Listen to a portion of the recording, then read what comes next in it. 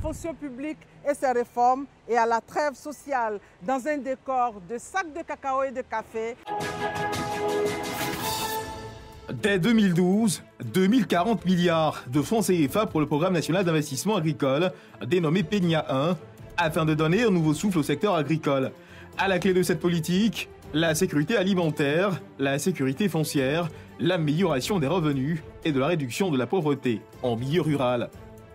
Le taux d'insécurité alimentaire était très élevé en Côte d'Ivoire. Dans cette perspective-là, on a donc formulé le PENIA. Une fois que le PENIA a été formulé, il fallait rechercher les financements pour pouvoir le mettre en œuvre. Donc il y a eu une table ronde en 2012. Cette table ronde-là a permis de mobiliser à peu près 2040 milliards de francs CFA. Et avec ces 2040 milliards de francs CFA, nous avons commencé à travailler pour faire quoi? Le terme technique, c'est récapitaliser les ménages. En fait, en d'autres termes, donner aux ménages agricoles les moyens de production qu'ils ont soit perdus ou bien qu'ils sont devenus vétustes. Le PENIA 1, sur la période 2012-2017, a apporté un appui aux agriculteurs et planteurs avec la pratique des cultures contre saison. Objectif, lutter contre la pénurie alimentaire sur le marché. Les fruits de ce programme sont visibles à Azaguié, localité située à environ 43 km d'Abidjan. Albert est propriétaire de plus de 20 hectares. Il a bénéficié de diverses variétés de bananes plantains. Il y a des périodes d'abondance de bananes. À partir du mois d'octobre, vous avez assez de bananes sur le marché jusqu'en fin mars. Et il y a la pénurie qui démarre déjà à partir du mois de mai. Voilà. De 2 à 3 tonnes à l'hectare avec les anciennes variétés. Je passe automatiquement aujourd'hui entre 25 et 40 tonnes à l'hectare avec les nouvelles variétés, bien sûr. Nous avons introduit des nouvelles variétés de bananes plantains. Il y a des variétés qui étaient disponibles au niveau de la recherche en Côte d'Ivoire qui n'étaient pas vulgarisées. Nous avons soutenu la vulgarisation, mais nous avons aussi introduit des variétés d'autres pays. Et ce sont des variétés à haut rendement. Notamment, je peux citer le Sassi, qui est une variété sud-africaine. Sassi qui signifie South Africa, Côte d'Ivoire. C'est par le biais du FILCA que j'ai reçu cette variété. Il y a aussi le Big Banga, qui est une variété camerounaise. Ce sont des variétés appréciées par les consommateurs et vraiment à haut rendement.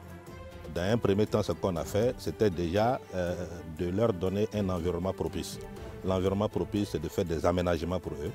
C'est de faire aussi des barrages qui leur permettent effectivement de travailler dans des zones où il y a de l'eau pour pouvoir faire l'irrigation. Et puis enfin, on leur a donné des semences, on leur a donné d'autres kits agricoles tels que les produits phyto, les engrais. On leur a donné également quelques moyens de production tels que des tracteurs, tels que des roues industrielles, etc. Le ministre Sangafoua, lui, il dit, le vivrier n'a qu'à venir. Tous les 5 années, il va nous donner engrais. Elle dit engrais là, il faut donner ton coopérative. Moi, je vais partager. Je donne à tout le monde. Mais toujours, il fait produire là, ça va rentrer seulement. Manger là, c'est ça, je suis son travail là-dessus. Ça ne manque pas. Quel lien y a-t-il entre l'agriculture et une école de 3 salles de classe, 3 logements d'enseignants, une cantine scolaire et l'adduction en eau potable?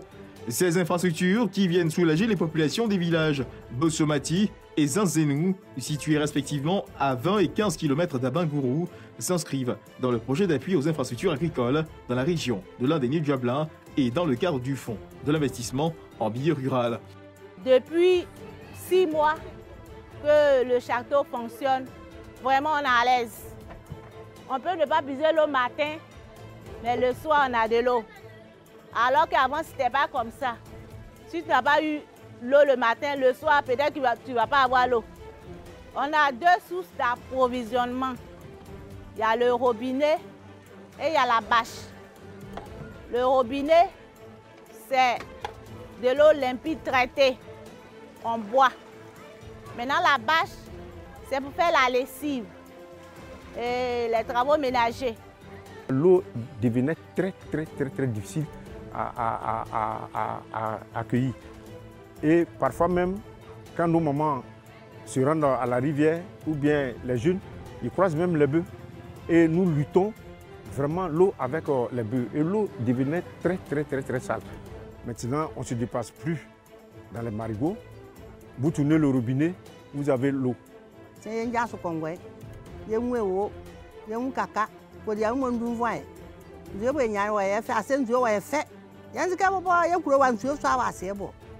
L'action du gouvernement est très visible.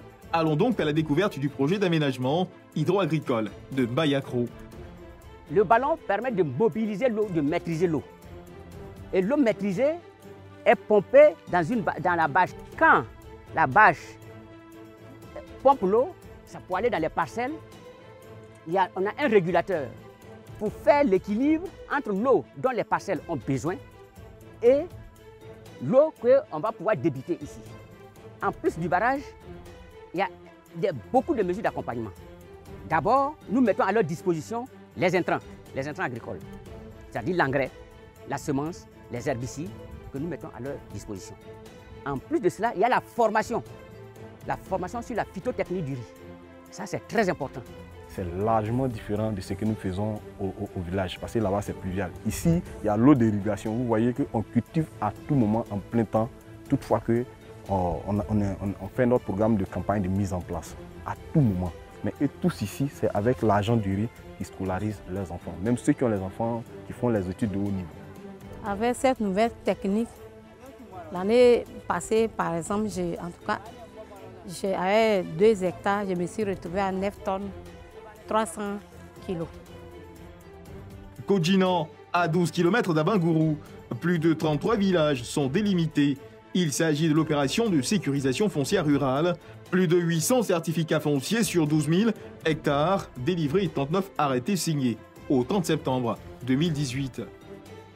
C'est très important pour moi d'avoir ce document parce que ça sécurise d'abord ma parcelle et en obtenant ce certificat, je bénéficie, comme je le dis, une carte d'identité pleine de ma parcelle. Ça me permet d'être propriétaire à part entière de ma chose, de jouir pleinement donc de ma parcelle. On dit beaucoup merci au gouvernement, et surtout le président de la République, son Excellence M. Alassane Ouattara, parce qu'il a fait beaucoup pour nous. Comme je le dis, pour obtenir ce certificat individuellement, c'est très coûteux. Alors tout cela sans qu'on ne débourse un sou. Aujourd'hui, nous avons eu ces documents-là. Augmenter la production, c'est bien. Transformer les produits agricoles serait encore mieux. Ce défi conduit à la mise en œuvre du programme national d'investissement agricole deuxième génération PENIA 2. Ce programme a évalué à 11 905 milliards de francs CFA sur la période 2018-2025. Grâce à lui, la Côte d'Ivoire est donc sur le chemin de l'industrialisation. Ces jeunes gens installés à Cocody fabriquent du chocolat sur place. En 2016, on fait sortir le premier produit, voilà, qu'on appelle ça, voilà, les fèves moelleuses version 1. Et c'était un peu différent de ça. C'était les fèves de cacao caramélisées, voilà. Et par la suite, on a amélioré cette version-là pour avoir cette nouvelle version-là qu'on a appelée finalement, qui a gardé le même nom, les fèves moelleuses, mais qui restait, qui a gardé le même nom que l'autre, les fèves moelleuses définitives. Souchet et gingembre transformés dans cette unité pour obtenir plusieurs produits. C'est la trouvaille de ces dames issues d'une association. Nous avons pensé qu'il était important que nos mamans qui sont de l'autre côté, qui sont dans les champs, qui produisent et qui n'arrivent pas quelquefois à écouler leurs produits, et nous-mêmes qui sommes dans la dynamique du genre, dans la dynamique de l'entrepreneuriat féminin, nous avons pensé qu'il était nécessaire que nous fassions une chaîne de valeur depuis les productrices, depuis les champs jusqu'à la commercialisation. Vous ne pouvez pas être dans la transformation sans formation. Ça va de pair. Donc nous avons participé à des séminaires, à des formations pour que d'abord nous sachions ce que nous faisons et dans quelles conditions nous devions le faire. Outre Abidjan, plusieurs villes s'intéressent à la transformation, cas pratique d'Abakala avec la transformation de la noix et la pomme d'acajou. On extrait le jus de la pomme et on fait en plusieurs produits dérivés. Cette activité, elle est rentable. La preuve, depuis que je mène cette activité, moi-même, je suis devenue autonome. Avant, la capacité de l'unité était de 20 tonnes. Grâce au projet PASSI Et avec le partenaire de l'État, aujourd'hui nous sommes passés à 350 tonnes. Ça nous rapporte bien. On aime bien notre travail. Ça nous permet de subvenir à nos petits besoins, d'aider nos maris aussi à s'occuper des enfants, de les scolariser et tout. Un processus dans lequel est inscrit en pole position les agriculteurs eux-mêmes. Voici une des fiertés des planteurs d'acajou de Korogo. Bon, après la formation, il y a une meilleure récolte. Donc, en ce moment, on avait problème de logement. Voilà, donc, avec la récolte meilleure, j'ai pu construire une maison. Ces bons points sont à mettre à l'actif du ministère de l'Agriculture qui, à travers la NADER, oriente les planteurs pour de meilleures cultures. Famiacro, à 25 km de Pricro, un exemple de partenariat public-privé réussi dans la mise en œuvre du PENIA. Le ministère de l'Agriculture et la compagnie véhicole de Pricro optent pour le projet intégré des véhicultures et cultures vivrières, avec pour objectif assurer la sécurité alimentaire. Ce projet a permis d'améliorer les conditions de vie des populations, plus de 800 emplois créés, reposant sur une grille salariale de 550 millions. Outre l'emploi de nombreuses infrastructures sociales réalisées depuis 2013, le reprofilage de 110 km de routes, la construction de dispensaires et d'écoles primaires, l'électrification de plusieurs villages.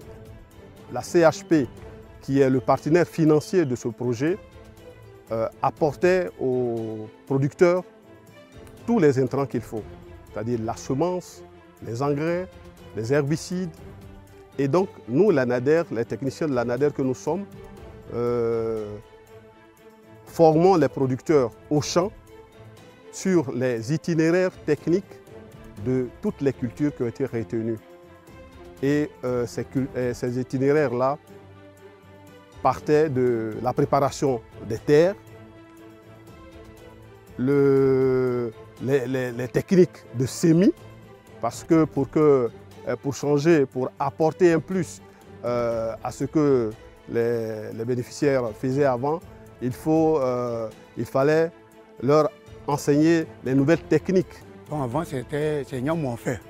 Donc, Nyam là qu'on fait là, ça ne devient pas beaucoup. Mais après ça, quand ils sont venus nous montrer comment on fait Nyam pour que ça a devenu beaucoup. Donc on a appris ça pour faire. Et puis on a eu beaucoup. Mais on a eu 342 kilos. Donc on a vendu ça encore pour compléter dessus. C'est là que j'ai commencé à couper, j'ai commencé à faire ma maison. Donc j'ai fait un peu jusqu'à aujourd'hui là. Voilà ma maison.